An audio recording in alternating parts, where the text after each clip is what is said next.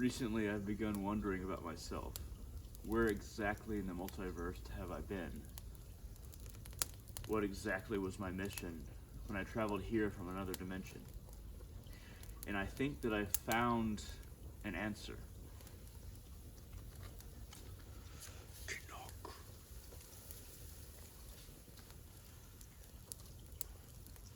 I think one of the places that I've been in another dimension is Aurelius, a place where philosophers and masters of mathematics and engineering and architecture go to basically found that which we see in architecture and philosophy and in spirituality in this world, in the world we live on Earth. Kinok.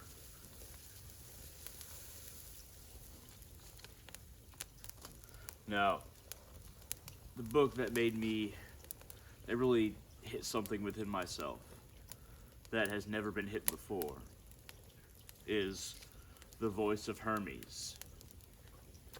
Now, this book is part of the Pulse of Creation series, and its technical author is Ernest L. Norman, but there's a number of authors that have composed this work, and they actually didn't do it in written form at the beginning. They did it on a kind of a metal film.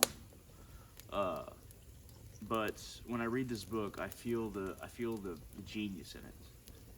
That this speech was given from beyond this dimension, beyond Earth, and from another dimension.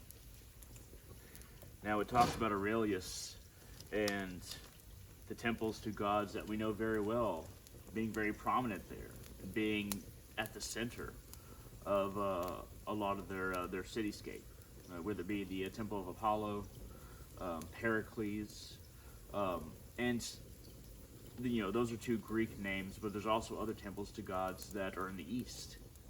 I imagine there's a temple to Kalima, there's a temple to Shiv, there's a temple to Odin.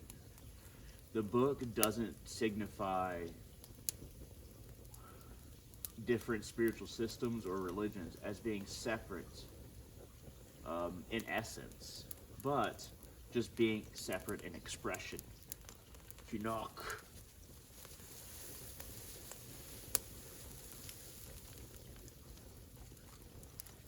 And we all have our own expression, don't we? Now, when it talks about architecture and how thoughts are formed first in the minds of many people and intensely to create what we see in the material world here, I'd like to read a part from this book. So, I'm going to go to page 490. Now that you better understand the formulation or the building of some earthly structure, which is of benefit to mankind in general, let us construct an allegorical equation. We shall say that a very small group of people who are at the present moment conducting some small religious faction or group or church organization on your earth plane has a sincere and earnest desire to build a larger church, the better to serve a future generation and to perpetuate their own spiritual concept. Therefore, they begin with earnest prayers and concentration of mental energies. Because these people are all more or less sympathetic in their vibrations, because they exist in the same section of the great void in time and space, and because they adhere closely for the same purpose, the unity of vibration of their energies, called harmonic or frequency relationship, will in a future day so concentrate that this unified force will enable the spiritual powers from some of the higher astral centers to use these energies and to direct them into the proper constructive channels whereby the forces will be set in motion for the actual construction of that church.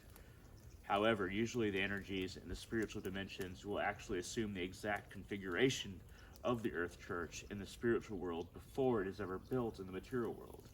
And it will continue to exist in the spiritual as long as it does in the material. For It too is nourished and kept living and pulsating and regenerating with the great abundance of the radiant energies here in these celestial dimensions.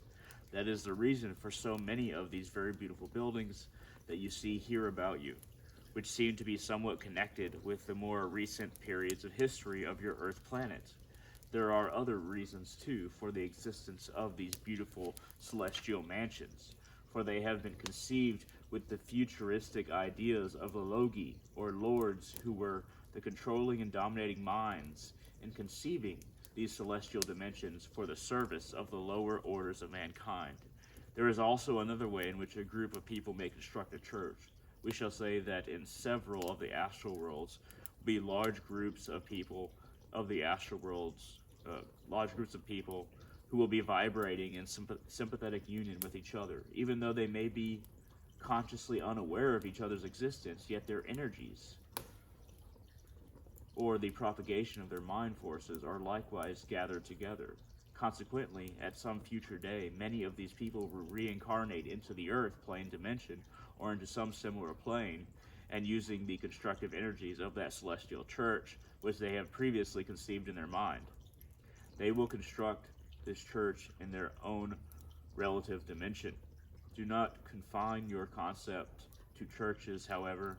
Many other great buildings, libraries, museums, auditoriums, music halls, yes, even skyscrapers, are also dreams and preconceived realizations of people in the more celestial or astral dimensions, long before these structures were brought into actual existence in some terrestrial planet. What I have attempted to explain to you at this time, is that there is nothing which is happenstance in God's great universal world. The higher the intelligence, the more expressive it becomes, and so it expresses itself in the more relative dimensions beneath it, as useful and constructive purpose for those who are less fortunate and who do not have the mentality which is conducive to achieving the concept of the higher principles of the spiritual universes. So, what it's getting at there is that in order for something to birth in the material realm, there has to be an astral conception of the idea before it. There has to be an intensity of thought. But as it describes in other parts of the book, there can be an intensity of thought here on Earth that creates something.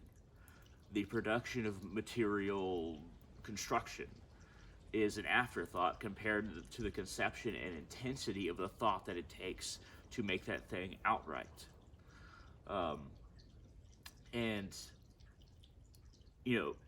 this is actually equivalent to negative and positive spiritual realms. A lot of negative spiritual realms will focus on the infernal empire and making it a thing in the material, and they will have some success in that.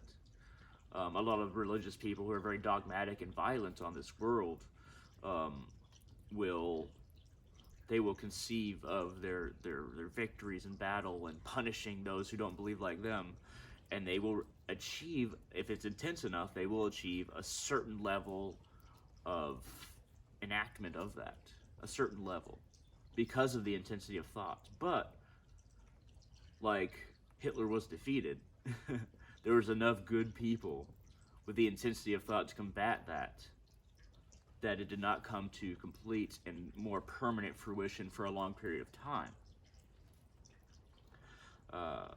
I'm starting to believe that I am one of the many from Aurelius sitting down to give a philosophy. In my understanding, in my contemplation, I am voidist, first of my kind, but not the last. What voidism is, I've described in other videos. It's an openness to knowledge. It's the idea that just beyond what we know, there is a void, and we must press on into that void beyond what we know and expand what we know infinitely. And we should allow and help other people to do so, if they wish. We can't force it onto them, but if they wish. That's what voidism is, bare necessity. Of course, there's a lot of other components to it. Defending other people, compassion, constancy, and courage. The 3 C's, very important. But this isn't about voidism necessarily. That might be my mission here. But there are other dimensions. There are other missions, other missionaries sent from Aurelius. And though he kept on saying church in that, he talked about a lot of temples too, and it wasn't specific to one religion. It was specific to spiritual growth for all human beings. It was how they walked the path, not what the path was. There are other dimensions out there, and we have been in them. We will be in them. We just happen to be here for a time, and you have to ask yourself, as I ask myself, what is your purpose here? What is your mission? Because you are here for some reason. At any rate, thank you very much for watching. I hope this has been interesting. This has been a fireside chat, and I hope to see all of you on the channel in the future.